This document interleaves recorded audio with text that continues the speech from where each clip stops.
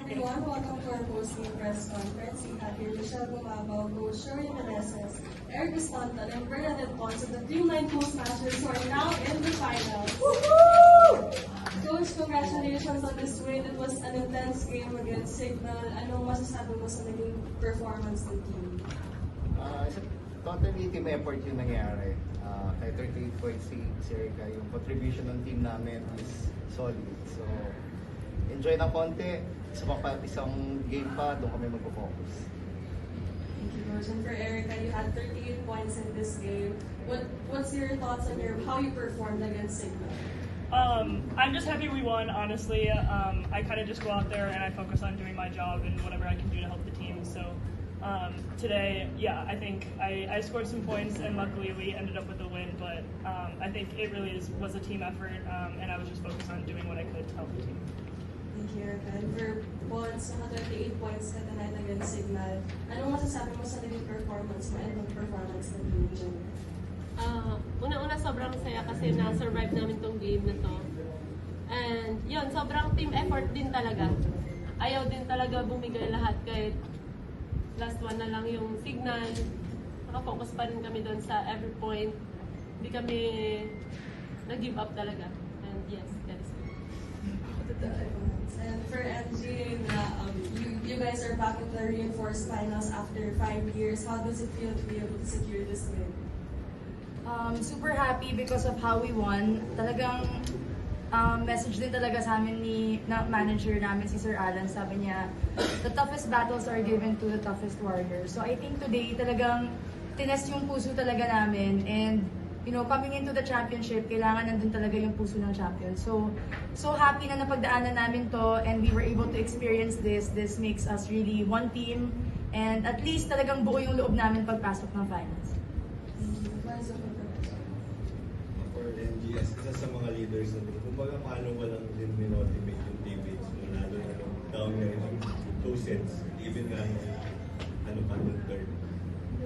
Sobrang laking challenge talaga today because sa start talaga ng game, para rin talaga ako nawawala. Sorry talaga, coach. Pero andun yung effort, pero hindi talaga makakonvert. But andun nga, sabi talaga ni coach, kung saan ka talaga makaka-contribute in whatever way you can, whether it's a serve, a dig, or a block, talagang kailangan bigay mo lang talaga yung best mo for the team. And yun lang talaga yung focus ko kanina.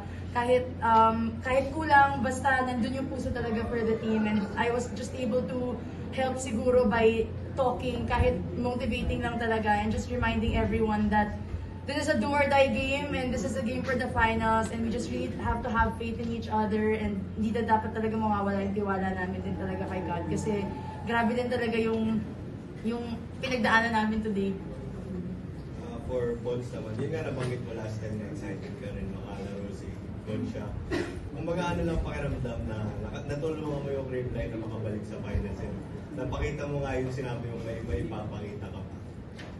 Ayun, yun, sobrang saya nga kasi na una-una na panalo namin tong game na to. Sobrang hirap talaga bago namin nakuha yung game na to. Grabe din talaga yung nilaro ng Signal. Sobrang binigay din nila talaga lahat. And thank God na kami yung nakapanalo ngayon. And yun, sobrang Sobrang saya. Coach, nung nag-0-2 po kayo dito sa game, parang bilang napagdaanan mo na po yung mga Creamline teams through the series. Now, may any point po ba na nag-doubt ka kung makakapag-comeback yung Creamline or alam mong deep within na kaya-kaya naman gawin? Siyempre, number 1 is mag-focus na kami dun sa situation na sa third set. Lagi kong yung sinasabi sa team na kung intindihin yung set, is yung kada situation na point yung magpo-focus na rin. So, nagtiwala talaga ako sa team namin na makakabalik. Sana wag na ma-over. So, it's a team effort talaga. Yung situation, yun yung magaling ang cream line. And for MG, we're part of the last reinforced conference champion team of Creamline, 2018, and every championship team has still followed. So now in 2024, what will it take for Creamline to win again this time and possibly for the 9th time as PBL champion? we just have to work harder, we have to work together, we have to really play as one team, follow our system, follow our coaches, and never lose faith, and really work hard. We have 1 day to practice, 1 day to focus on our next opponent, which is Akari, and 1 day to also correct our mistakes today and to get our game plan ready for Monday. And for Erica, you talked about playing in a big crowd the last time we were here. It was an even bigger and louder crowd tonight. So I guess, are you getting used now to the feeling of playing for such a huge crowd with so many Cream9 fans as well watching? I would say yes and no. I think I've kind of figured out how to center myself and just focus on what's going on the court and not so much what's going on around the court. But I don't think you can ever really get used to like the screaming of the fans. It's awesome when like somebody makes a really good dig or somebody like puts a really good ball down. I think, at least for me, that's something I'll never get used to. I think it's super special. It's really awesome. And like, even one time, I can't remember what happened, but I was like, my ears, like, wow, they are really loving this. So it's awesome. So I would say yes and no, getting used to it, but it's also very different from anything I've ever been in. For nasabi ko nga kanina, having yung Cream9 needs to have yung heart of a champion. Tingin mo, gano'ng kalaking role yung having yung championship heart na in facing and surviving yung Signal? Siyempre, super important kasi kahit anong sitwasyon, kailangan maniwala ka talaga sa kaya mo. And kahit naman kung titingnan mo rin talaga yung sets kanina na 0-2, ang dami mong iisip na, okay, hindi na talaga kaya or hindi makabalik. But yun nga, if you have the heart of the champion, never say die talaga. And kahit anong score, kahit anong lamang ng kalaban, we really have to believe that we can push ourselves to the end. So I think today, para sa amin talaga yung game na to, and we're just really thankful that the whole team did it together, and naging maganda rin talaga yung result for us. And for Coach, ano yung pinakamalaking bagay na kailangan dalhin ng Cream9 in facing yung Akari? And yung 1 win away na kayo sa pag-add ng reinforced title sa trophies. Honestly, wala pa akong masabi dyan kasi totally naka-focus kami ngayon sa Signal. So, we have 1 day to prepare. Tsaka ako lang siguro masagot yung para sure ako kung anong medyo adjustment gagawin namin sa Akari. So, talaga naka-focus kami sa Signal. For Bolts, nag-finish ka 28 points on 17 settings and like 24 excellent receptions. Siguro, ano lang yung parang naging mindset mo, whether it's nasa back row ka or nasa front row, na talagang makakontribute para sa team? Siyempre, lagi talaga is mag-contribute para sa team. Pag nasa harap ako, kanina, maganda rin, number 1 blocking team din yung Signal, so maganda din yung blockings nila, so hindi agad-agad nakakapuntos. Basta pag sa likod ako, iniisip ko lang, papasa ako ng maayos, didepensa ako para sa mga teammates ko na nasa harap. So ayoko lang din talaga na magpabagsak ng bola basta-basta sa likod. Parang masyado kong ina-enjoy yung role ko sa likod. For Erica, first final appearance for you as well. Just how blessed are you, to see how far you've grown and with the league, especially since you came off your first opening day with a loss. Yeah, I think I've grown a lot as a player and just with this team, I'd say. I think we found our groove after that first game, and we were just able to figure out how to work together. And I think what makes Cream9 special is, like, we're not focused on one person, we're not just one person offensive heavy.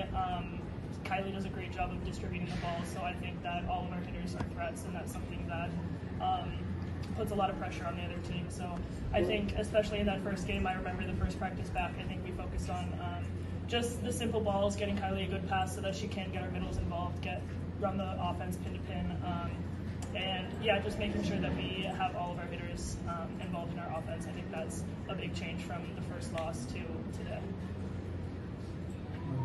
This is for MG. So, just building off an earlier question, we were one of the holdovers from the last round, the first conference champion. So, I guess in your perspective po, can you talk us through kung paano yung fit ni Erica, like how well she fits into Cream9 from the culture to this? Coach Sherwin always says that Erica is really a team player and that she fits our system well because she just does her best to contribute, and she is also happy when she plays, and she has that good vibes that we always need to be part of the Creamline Cool Smashers, and she has the heart, and that's what we enjoy about her playing inside the court. She never gives up. She's always there to help the team, and that's what Creamline is all about. It's really the collective or the whole team talaga. We're never just one person like what she said a while ago, and we're just happy that even as an import, she has that mentality because I think we're so used to like being imports that they want to do everything, and even though they can, I know she can, but she also trusts us as locals to also help her do her job, and that's the most important thing. She really is a leader no matter how young she is, and Erica, don't care. And she really does her best to also help us also learn from her. Thank you, MJ. And for Erica, you faced a while ago against MJ Perez, the champion import here in the Philippines, and I think already the most tenured among the class of 2024 imports. So I guess just your thoughts on that experience and how you held up against her.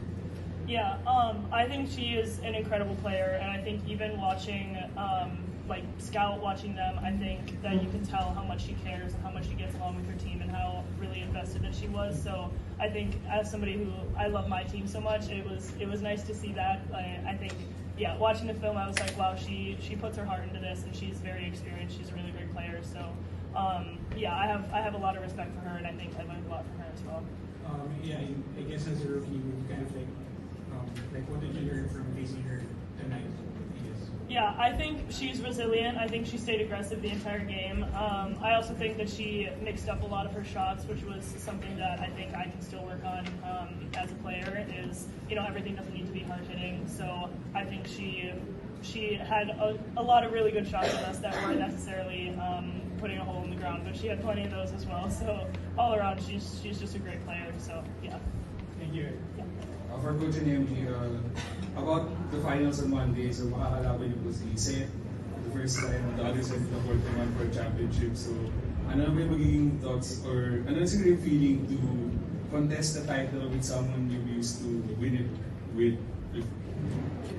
I think yung sabi nga ni Coach kanina, sobrang di pa rin kami makaget over sa game, kaya parang hindi pa namin naiisip yung Monday. I think we're still enjoying and celebrating the win a while ago. Pero yeah, looking forward na makalaban namin siya. We didn't go up against them in the brackets, but we're going up against the whole team. So yun talaga yung paghahandaan namin. Not just one person, not just the import, yung buong team talaga, and yun yung ipofocus talaga namin bukas. Same team. Mag-prepare kami para carry. So, we start siguro after this. Kakain muna kami. Thank you po. Thank you po.